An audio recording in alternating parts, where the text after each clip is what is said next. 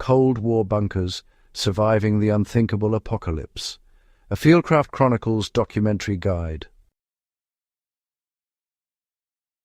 Welcome to Fieldcraft Chronicles, where history meets survival and the lessons of yesterday prepare us for the uncertainties of tomorrow. Today we descend into the depths of the Cold War's most enduring legacy, the bunker. These weren't mere shelters. They were monuments to human fear and ingenuity, carved into bedrock and reinforced with steel, designed to keep a chosen few alive while the world above burned in atomic fire. The hum of ventilation systems, the cold touch of concrete walls, the perpetual twilight of artificial light. This was the reality awaiting those who would survive the unthinkable. But survival wasn't guaranteed by thick walls alone. It demanded knowledge, preparation, and an understanding of what it truly meant to live underground when everything you knew had been reduced to radioactive ash. The architecture of survival was, honestly, as much about psychology as it was about engineering. Every corridor, every chamber was planned to maximize efficiency and minimize despair. From airlocks to filtration systems, these bunkers were, in a way, machines for living and for enduring. The question wasn't just how to survive, but how to remain human day after day beneath tons of earth and concrete. The first lesson of bunker survival begins with understanding the enemy. Blast waves traveling faster than sound, thermal radiation that could ignite flesh miles from ground zero, and the silent killer, fallout. Engineers during the Cold War understood that depth was the ultimate defense. Government bunkers like Britain's Burlington, hidden beneath the Cotswolds, descended over 100 feet into limestone, creating a subterranean city designed to house 4,000 people for months.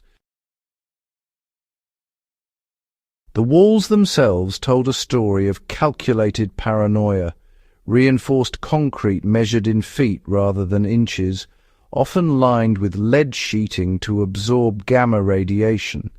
The entrance systems were masterpieces of defensive design, zigzagging corridors that would trap blast waves, massive blast doors weighing tons that could be sealed from within, and decontamination chambers where survivors would strip away their contaminated clothing before entering the sterile sanctuary beyond.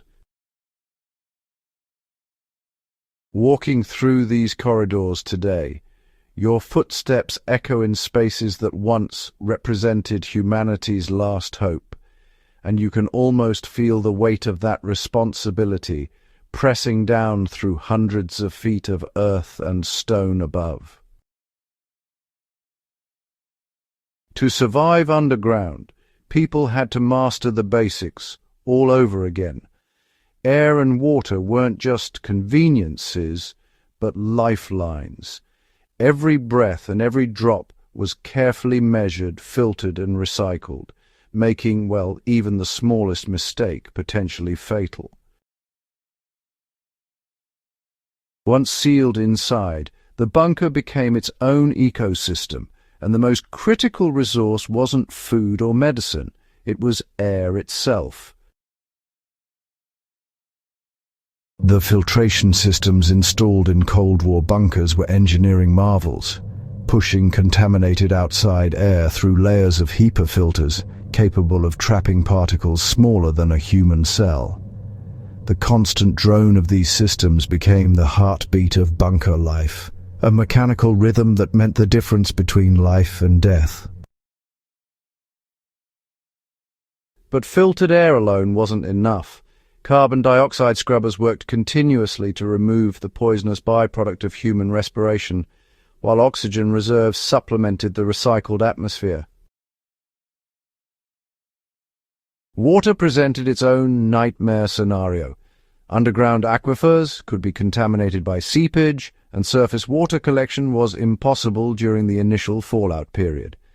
The most sophisticated bunkers incorporated deep wells drilled through impermeable rock layers along with storage tanks holding hundreds of thousands of gallons, enough for drinking, cooking, and limited hygiene for months.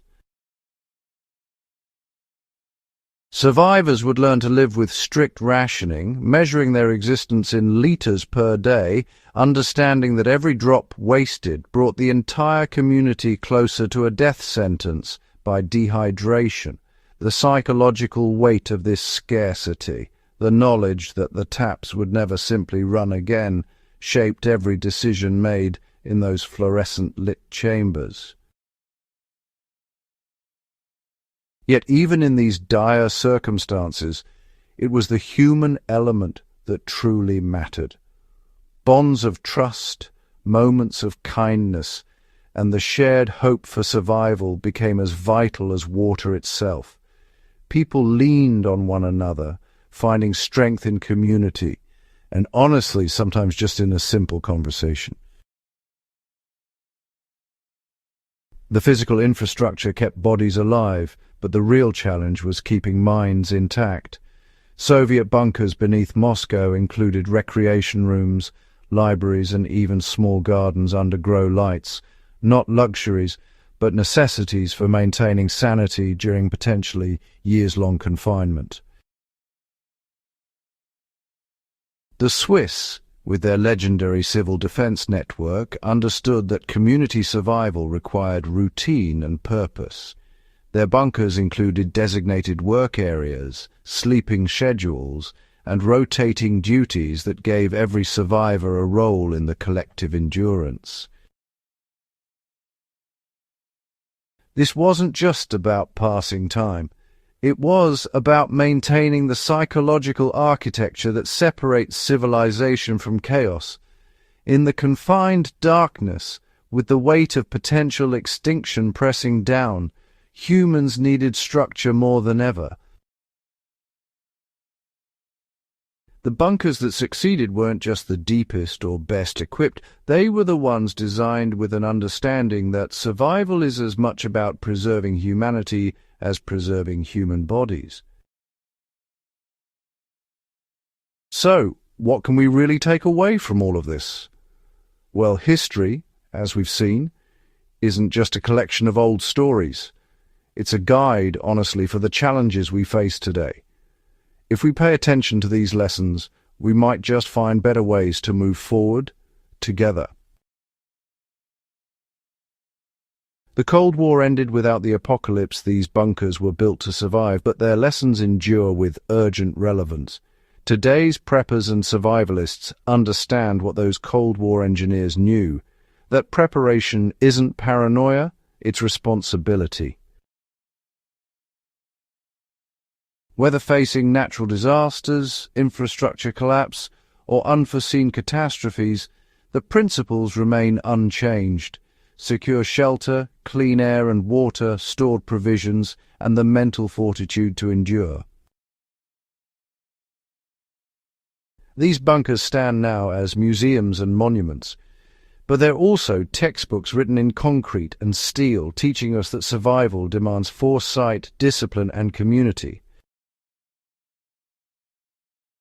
If this journey into the depths of Cold War survival has sparked your curiosity, subscribe to Fieldcraft Chronicles. Share this with fellow history enthusiasts and those who understand that the skills of yesterday might become the necessities of tomorrow. Knowledge is the ultimate survival tool, and together we'll keep these lessons alive.